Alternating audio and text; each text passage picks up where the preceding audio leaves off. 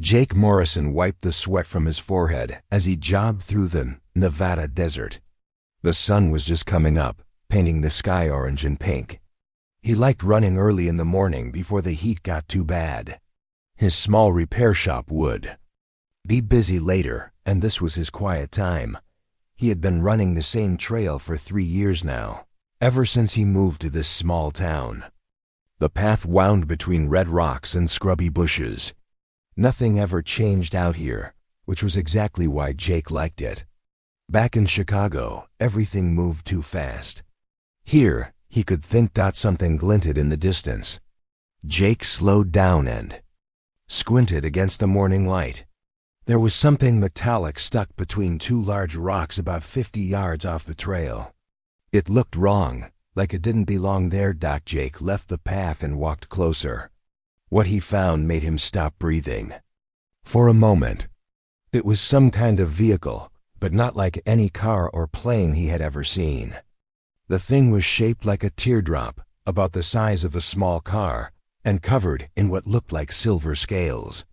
Parts of it were cracked and smoking. "What the hell?" Jake whispered. He walked around the crashed vehicle, looking for a way inside. One side had a long crack running down it, and through the gap he could see movement. Something was alive in there. Jake had always been good at fixing things, but he had never seen anything like this. Still, something was hurt and needed help. He grabbed the edges of the crack and pulled. The metal was warm and felt strange under his hands, almost like it was alive. The crack widened enough for him to see inside. What he saw made him sit down hard in the sand. There was a creature inside, but it wasn't human. It looked like it was made of clear crystal, about the size of a person but thinner. Light moved through its body in slow waves like water. The creature was trying to move but couldn't seem to get up. Jake had seen enough hurt animals to know when something was in pain. This thing, whatever it was hurt bad. "Hey," Jake said softly. "Hey, can you hear me?" The crystal creature turned toward his voice. Where a face should be, there were 2 bright points of light that seemed to focus on him.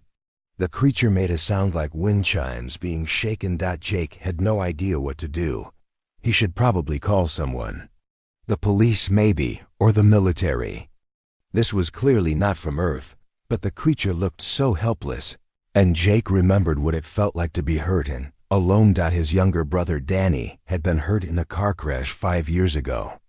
The accident left Danny unable to walk, and he had spent months lying in a hospital bed, looking lost and scared. Jake had visited every day, watching his brother struggle with a body that wouldn't work the way it used to. Danny died 2 years later from complications, but Jake would never forget that look of helplessness. This creature had the same look. "Okay," Jake said, more to himself than to the creature. "Let's get you out of there." It took 20 minutes to widen the crack enough to pull the creature out. Jake was careful not to hurt it more, but he had to move fast.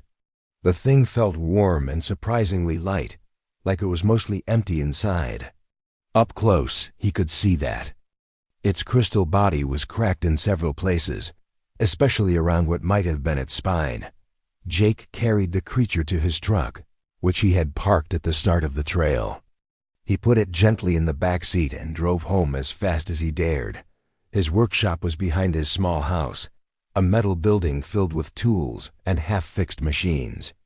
Jake cleared off his main workbench and laid the creature on it. In the bright lights of the shop, he could see how badly it was hurt. The creature's body was supposed to float, Jake realized. When he had first seen it, it had been trying to rise up off the ground, but it couldn't. Something in its back was broken, keeping it stuck on the ground. Jake had never seen anything like this creature, but broken was broken. He understood broken things. The creature made soft chiming sounds and gestured weakly toward a small device that had fallen from its vehicle. Jake picked it up. It was warm and covered in symbols he couldn't read, but when he held it, words appeared. In his mind, "Help," the voice in his head said. "Cannot fly. Cannot go home." Jake nearly dropped the device. "You can talk?" Translator, the voice said. Limited words. I am Zephyr. My body is broken. Cannot lift from ground. Jake looked at the creature, Zephyr, lying helpless on his workbench. He thought about Danny, about all the people he had seen who needed help, but couldn't get it. Sometimes the system failed people. Sometimes you had to step up yourself. My name is Jake, he said. I fix things. Maybe I can fix you too. Zephyr's lights pulsed brighter for a moment. You will help? Not take to your authorities? Jake thought about that. He probably should call someone. This was way bigger than anything he had ever dealt with. But he also knew what would happen if he called. Zephyr would disappear into some government lab, and Jake would never know if the creature was okay. No authorities, Jake said. Just me. Let me see what I can do. The lights in Zephyr's body shifted to new colors, and Jake got the impression that the creature was surprised. Maybe grateful. Jake spent the rest of the morning making Zephyr comfortable and trying to understand what was wrong.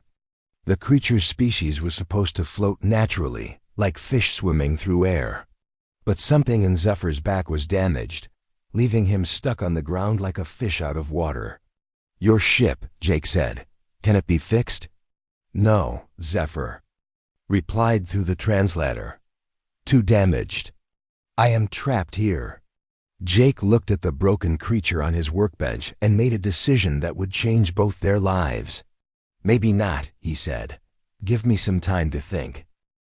Jake stared at the broken pieces of Zephyr's ship scattered across his workshop floor. 3 days had passed since he found the creature, and he was no closer to figuring out how to help. The alien technology was unlike anything he had ever seen. The metal seemed to change color when he touched it, and some parts felt warm even though they had been sitting in his cold shop all night. Zephyr lay on a makeshift bed Jake had built from old cushions and blankets. The creature could barely move without pain, and Jake could see the sadness in the way his lights dimmed whenever he tried to lift himself off the ground. Tell me about flying, Jake said, sitting down next to Zephyr with a cup of coffee. What was it like? Zephyr's translator hummed to life. Like swimming in 3 dimensions. My people, we do not walk. We float, we glide, we dance through the air. It is how we live, how we think, how we are. And now? Now I am like a bird with broken wings, stuck to the ground forever. Jake had been thinking about this problem for days. He couldn't fix Zephyr's body, that much was clear. The creature's injury was too complicated, too alien. But maybe he didn't need to fix a Zephyr. Maybe he could build something to help him fly again. What if I made you something to fly in? Jake asked. Something small, just for you? Zephyr's lights flickered with interest. You would do this? I can try. I've built things before. Cars, small planes, even a helicopter once. This would be different, but the idea is the same. Jake stood up and walked to his computer. He opened his design software and started sketching. He had an idea, but it would need to be perfect. Too big, and it wouldn't fit through doors. Too small, and Zephyr wouldn't be comfortable. Too complicated, and Jake couldn't build it with the tools he had. The design that took shape on his screen looked like a cross between a motorcycle and a small helicopter. It had a single seat, curved to fit Zephyr's crystal body. Instead of wheels, it would hover using the same technology from Zephyr's crashed ship. Jake didn't understand how that technology worked, but maybe he could figure out how to use it.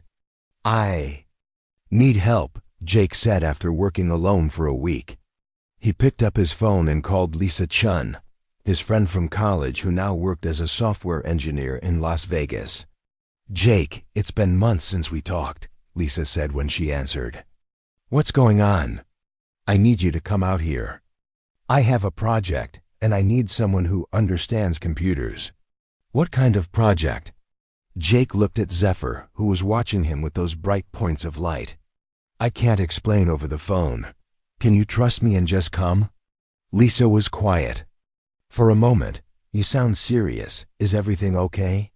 It will be, if you help me. Lisa arrived the next day driving her small blue car. Jake met her in his driveway, feeling nervous. He had never told anyone about Zephyr, and he wasn't sure how Lisa would react. "So what's this big secret project?" Lisa asked as they walked toward the workshop. "Promise me you'll listen to the whole story before you freak out," Jake said. "Jake, you're scaring me." Jake opened the workshop door. Lisa stepped inside and stopped dead when she saw Zephyr lying on his makeshift bed. The creature's lights pulsed gently, and he made a soft chiming sound. Lisa grabbed Jake's arm. "What is that?" "His name is Zephyr. He's hurt, and I'm trying to help him." For a moment, Lisa just stared. Then she walked closer to Zephyr, who watched her carefully.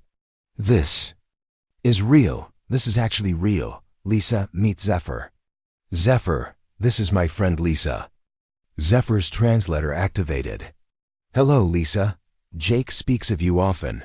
He says you are clever with thinking machines." Lisa sat down hard on a nearby stool. "It talks. The alien talks." "He talks," Jake corrected. "And he needs our help." Jake explained everything. Finding Zephyr, learning about his injury, the idea for the personal flying machine. Lisa listened without interrupting, though her eyes got wider with each detail. "You want to build a spaceship," she said when Jake finished. "Not a spaceship, more like a flying wheelchair. Something small and simple that will let him move around." Lisa looked at the design on Jake's computer screen. "This is crazy, you know that, right? This is completely insane. Will you help me?" Lisa stared at the screen for a long time. Then she looked at Zephyr, who was watching them both hopefully. "What do you need me to do?" The work began the next day. Jake focused on the mechanical parts while Lisa worked on the control systems. The hardest part was figuring out how to make human technology work with alien technology. Zephyr helped as much as he could, explaining how his people's machines worked. His ship had been controlled by thoughts and emotions, responding to the pilot's bioelectric field. Lisa spent hours trying to understand how to make a computer recognize alien thoughts.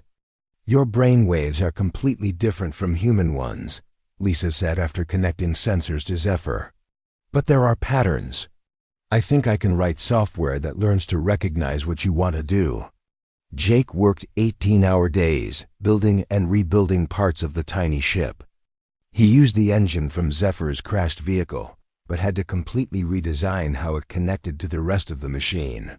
Human tools and alien technology didn't fit together easily.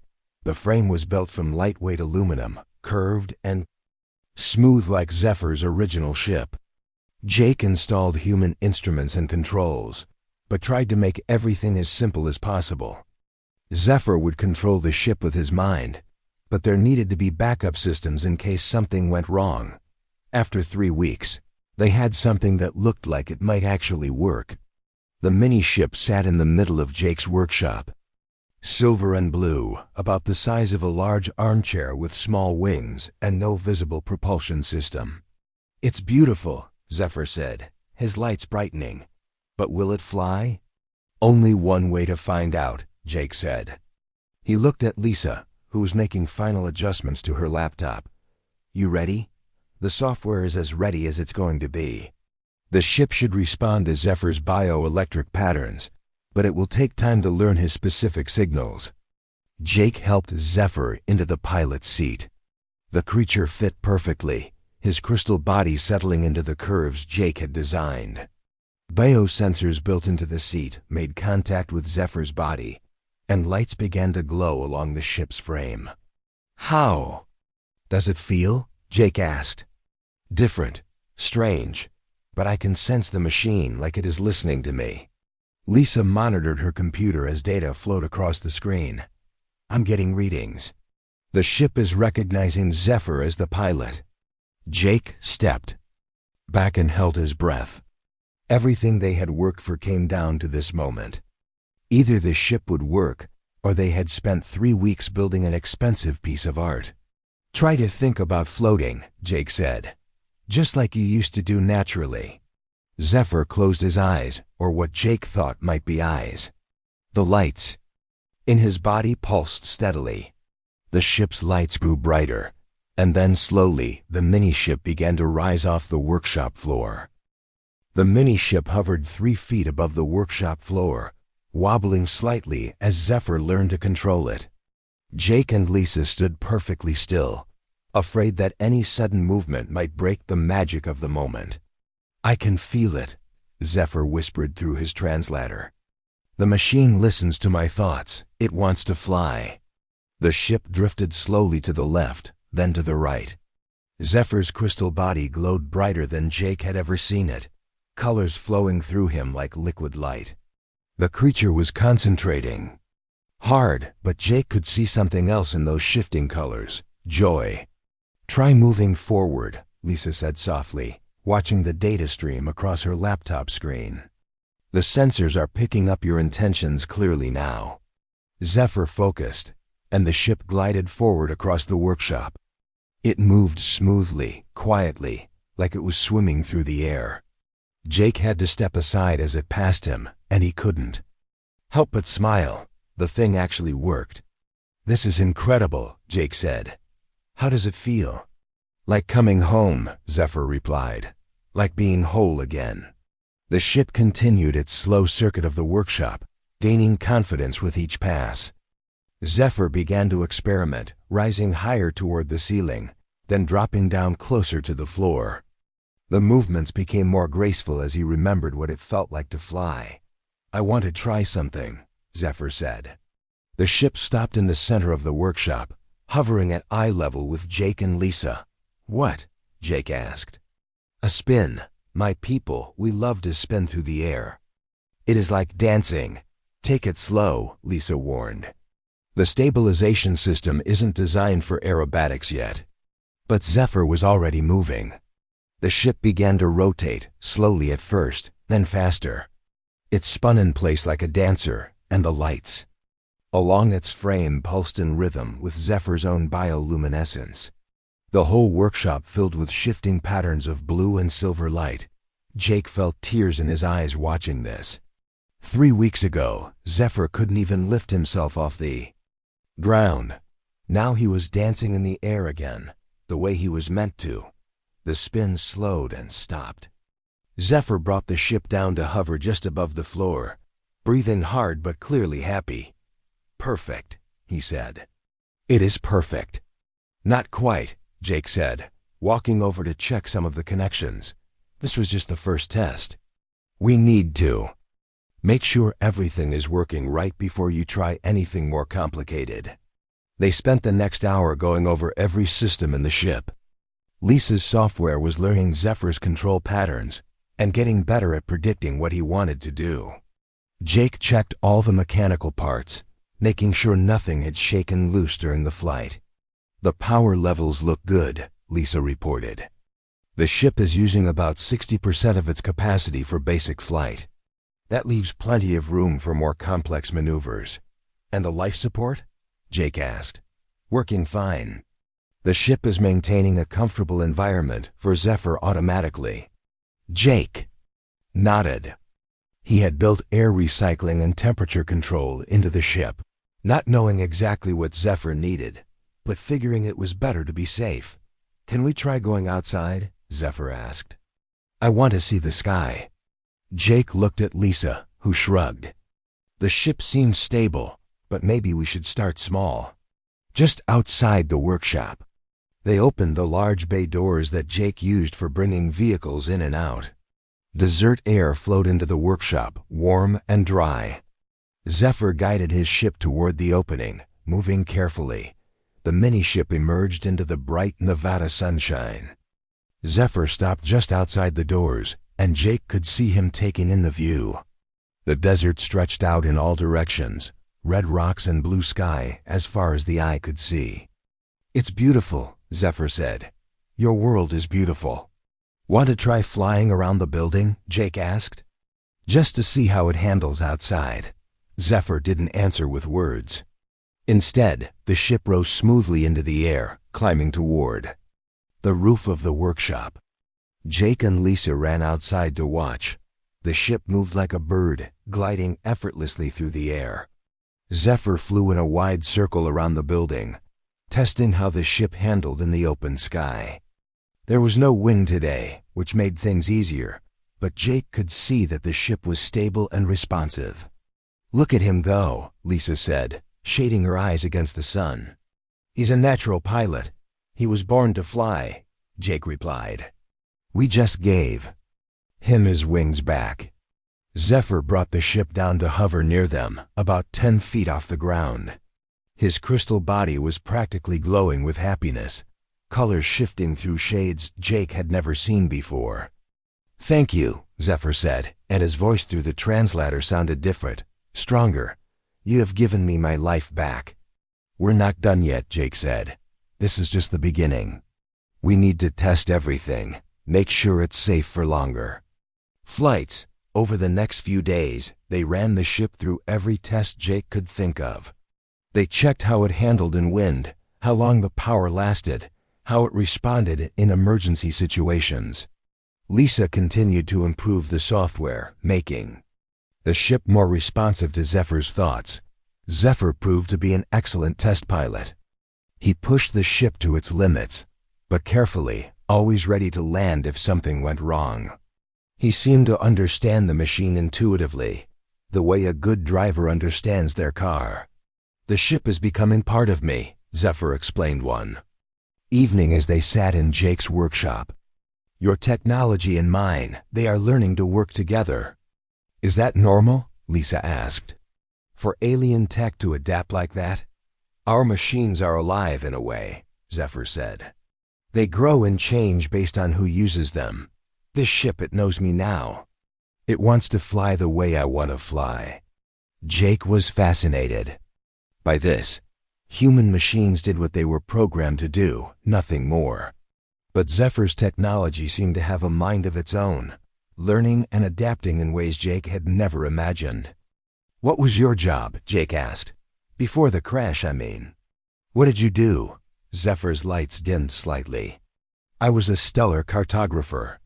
I mapped the spaces between stars, finding safe paths for ships to travel. It was my calling, my purpose. And now I am stranded on a strange world, dependent on the kindness of aliens I barely know." Zephyr paused. "But you have shown me that being stranded does not mean being hopeless. You have shown me that different species can work together, can create something neither could make alone." Jake looked at the mini-ship, sitting quietly in the corner of his workshop. It was more than just a machine now. It was proof that barriers could be overcome, that compassion could bridge any gap. "What do you want to do now?" Jake asked. "I want to explore," Zephyr said. "I want to see your world from the air, the way it was meant to be seen. And I want to learn more about your people, about how you think and build and dream." "We can arrange that," Lisa said. "But we should be careful. If anyone sees you flying around, they're going to ask questions."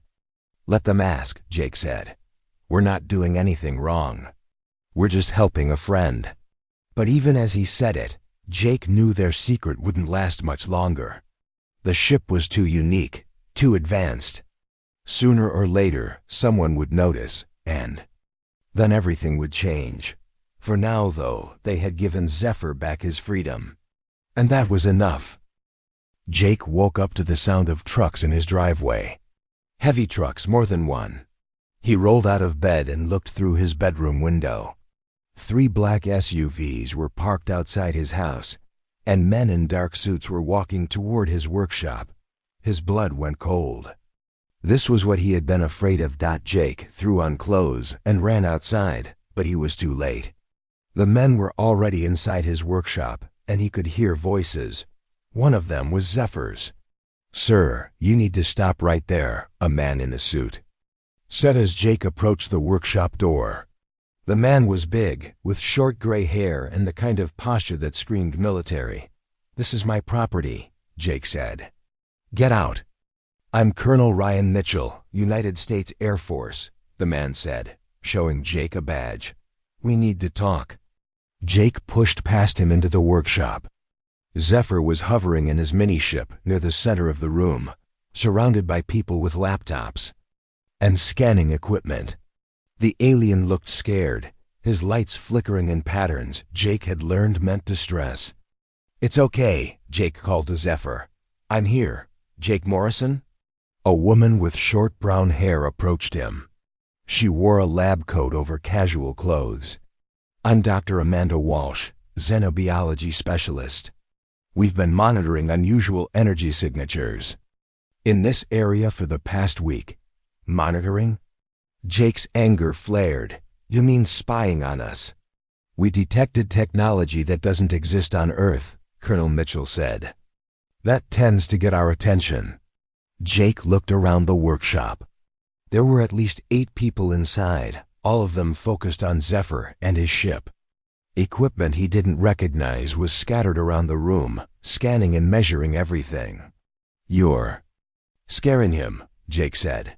"Him?" Dr. Walsh looked interested. "The entity has a gender?" "His name is Zephyr, and he's not an entity. He's a person." Colonel Mitchell stepped forward. "Mr. Morrison, we know you found a crashed alien vehicle 3 weeks ago. We know you've been harboring an extraterrestrial being. What we don't know is why you didn't report this to the proper authorities." "Because I knew this would happen," Jake said, gesturing at all the people and equipment. "I knew you'd treat him like a science experiment instead of someone who needed help." "Jake," Zephyr's voice came through his translator. "It is all right. These people, they are not cruel. They are curious like scientists from my world." Dr. Walsh moved closer to Zephyr's ship. "The translation device is remarkable. How does it work?" "Bioelectric field interpretation," Zephyr replied. "It reads thought patterns and converts them to your language. Incredible. And this vehicle you're piloting, it's a hybrid design?" "Jake built it for me. My body was damaged in the crash. I could not fly anymore. He gave me wings again." Colonel Mitchell was looking at Jake with new interest. "You built this? How?" "I'm a mechanic, I fix things." Jake wasn't about to make this easy for them. "This isn't just fixing something," Dr. Walsh said, walking around the mini-ship. "This is breakthrough technology. The integration of human and alien systems is seamless." "How did you figure out the interface protocols?" "We worked together," Jake said. "Zephyr taught me how his technology works. My friend Lisa wrote the software." "Lisa Chun," Colonel Mitchell said, reading from a tablet. "Software engineer from Las Vegas. Where is she now?" "At work, probably. She doesn't know you people are here." Dr. Walsh was practically vibrating with excitement. "The implications of this are enormous.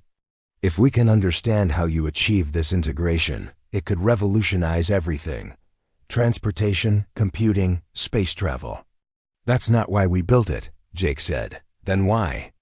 Colonel Mitchell asked. Jake looked at Zephyr, who was listening to everything through his translator. The alien's lights had stopped flickering and settled into a steady, calm pattern. "Because he needed help," Jake said simply. "Because he was hurt and alone, and I couldn't just walk away." The room went quiet for a moment. Dr. Walsh stopped examining the ship and looked at Jake. "You built this out of compassion?" she asked. "I built it because it was the right thing to do." Colonel Mitchell set down his tablet. "Mr. Morrison, I want you to understand the situation here. This is first contact with an alien species. This is the most important event in human history, and it happened in your garage." "So what happens now?" Jake asked.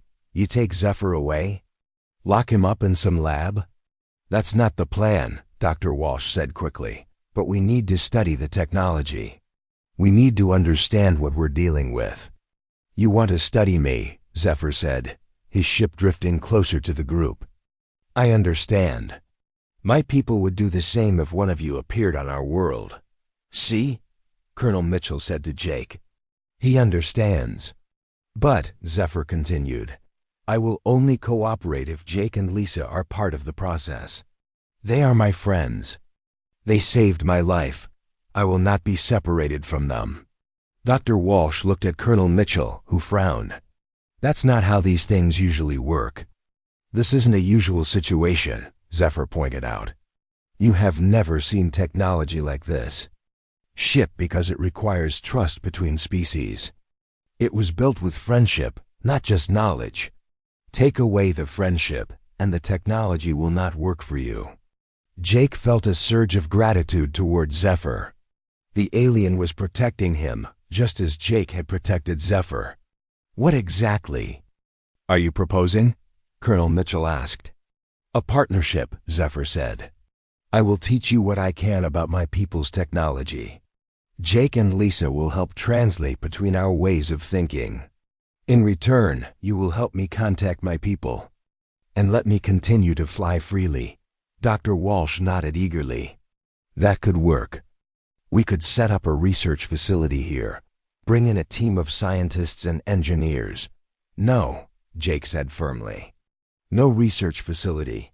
Zephyr stays here in my workshop. If you want to study the technology, you come here, on our terms. Colonel. Mitchell looked like he wanted to argue, but Dr. Walsh touched his arm. It might be better that way, she said. Less disruptive to the established relationship. And what about security? The colonel asked. This technology could be dangerous in the wrong hands. The technology requires Zephyr to function, Jake pointed out. Without him, it's just an empty shell, and he's not going anywhere. Zephyr's ship settled gently onto the workshop floor. I have been thinking about my situation, he said. My ship is destroyed. My people believe I am dead.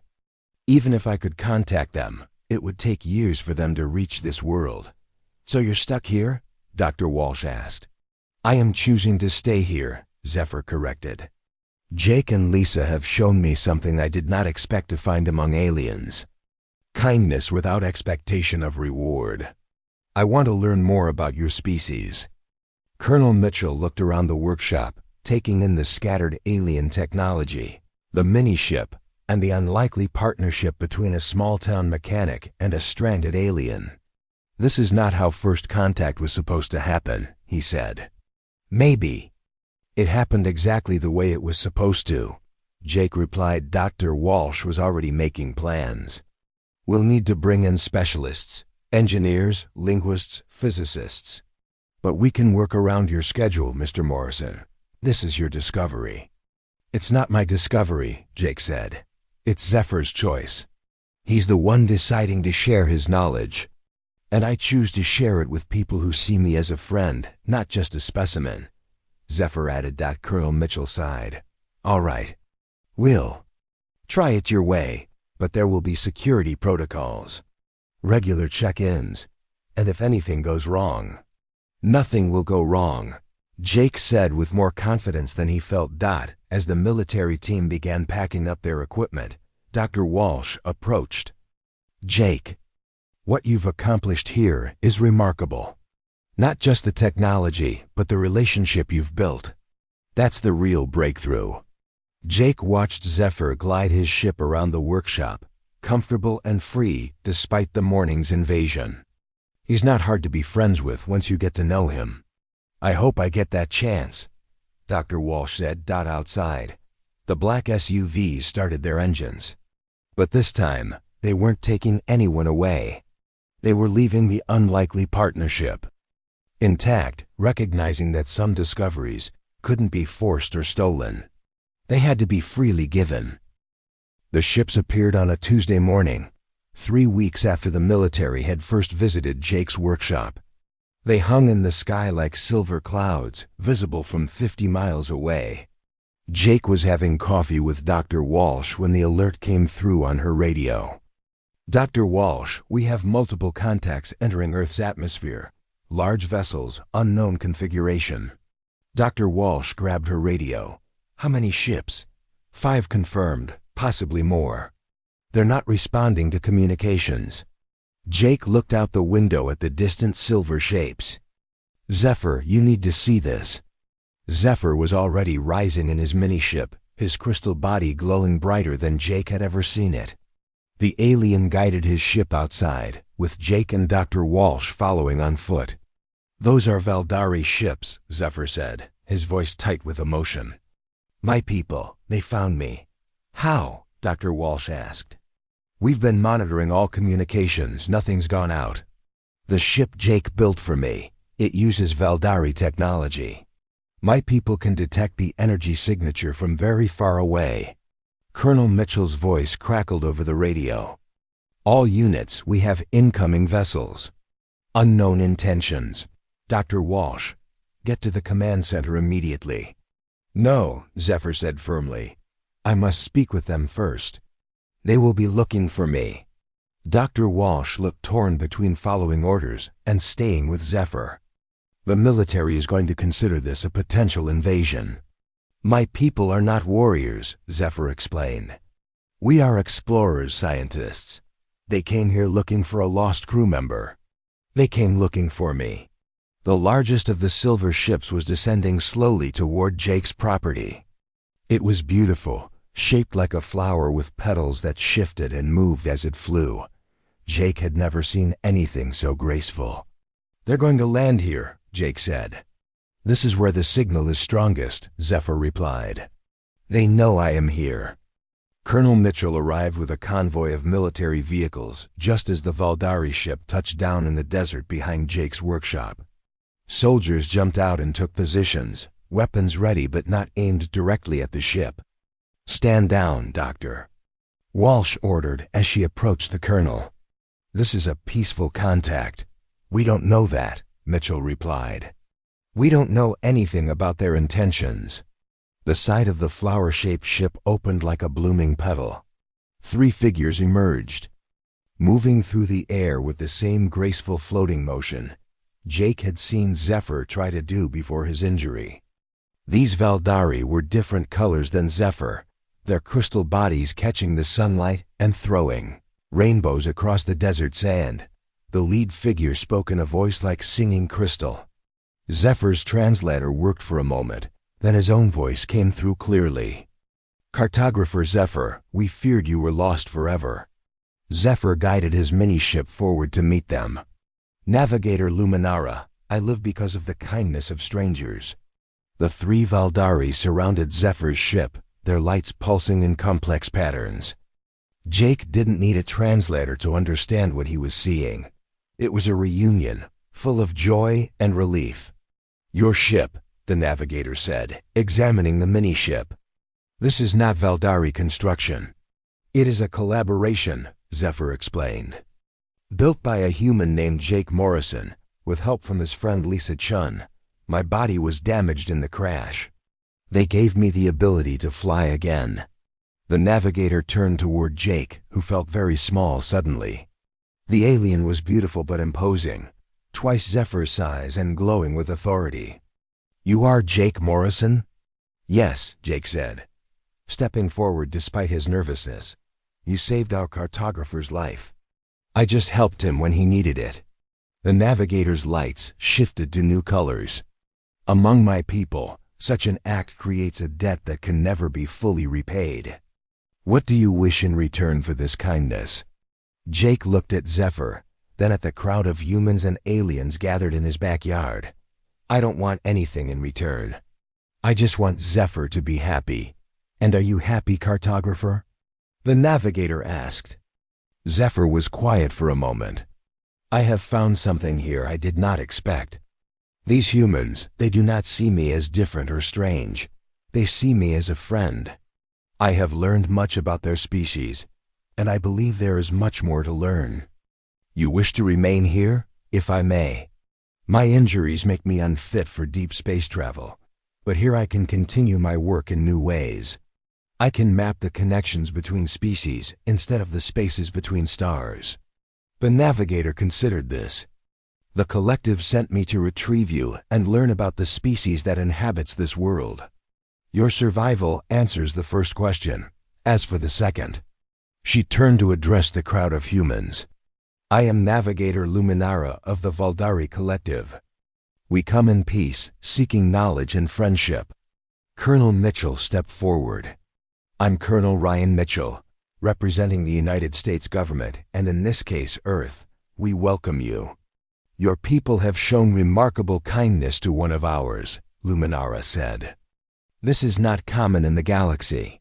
Most species we encounter are either fearful or aggressive when meeting the unknown. Dr. Walsh joined the conversation. We're scientists and explorers, like you. We believe in learning from each other. Some of us are, Jake added quietly. Others take a little more convincing. Luminara's lights shifted in what Jake was beginning to recognize as amusement. An honest species as well. This is promising. Over the next several hours, more Valdari ships landed in the desert around Jake's property. It turned out that Zephyr hadn't been alone on his mission. His entire research team had been presumed lost, but they had all survived in various locations around Earth. The Valdari had been searching for them for months. Jake's small workshop became the unofficial embassy between Earth and the Valdari collective. Scientists from both species gathered to share knowledge and compare technologies. Lisa arrived from Las Vegas to find her simple software project had become the foundation for interspecies communication systems. This is crazy, she said to Jake, as they watched human and alien engineers working together on improvements to Zephyr's ship. 3 months ago, the most advanced thing I'd programmed was an inventory system for a warehouse. Things change fast, Jake agreed. Zephyr floated over to them in his mini-ship. The small vessel had become famous among both species as the first successful collaboration between human and Valdari technology. Navigator Luminara wants to establish a permanent research station here, Zephyr said. She believes this location has become significant to both our peoples. Here, Jake looked around at his small workshop, now crowded with the most advanced minds from 2 worlds. In my garage? It was here that 2 species first learned to work together as friends, Zephyr pointed out. Where else would be more appropriate? Colonel Mitchell approached them, looking tired but satisfied. The brass in Washington has approved a joint research facility. You'll have full government support, Mr. Morrison. I just want to keep fixing things, Jake said. You'll be fixing more than you ever imagined, Dr. Walsh added, joining the group. The technologies we're developing here will benefit both species. Medical applications, transportation, communication systems. Zephyr's ship settled onto the workbench where Jake had first examined his injuries. And I will continue to map the connections between worlds. Not the empty spaces, but the bonds of friendship that make the universe smaller. As the sun set over the Nevada desert, Jake stood outside his workshop watching humans and aliens work together. Ships from another world sat peacefully in his backyard. Scientists from 2 species shared ideas and laughter. 3 months ago, he had been a simple mechanic living a quiet life. Now he was at the center of the most important moment in human history. And it had all started with one simple decision: to help someone who needed it. No good deed goes unpunished, Lisa said, coming to stand beside him. This doesn't feel like punishment, Jake replied, watching Zephyr demonstrate his ship to a group of young Valdari engineers. No, Lisa agreed. This feels like the beginning of something amazing, Jake nodded. Sometimes the best solutions came not from advanced technology or complicated plans, but from simple human kindness. And sometimes that kindness could change not just one life, but the future of 2 worlds. In the growing darkness, the lights of the Valdari ships mixed with the electric glow from Jake's workshop, creating something new and beautiful under the vast Nevada sky.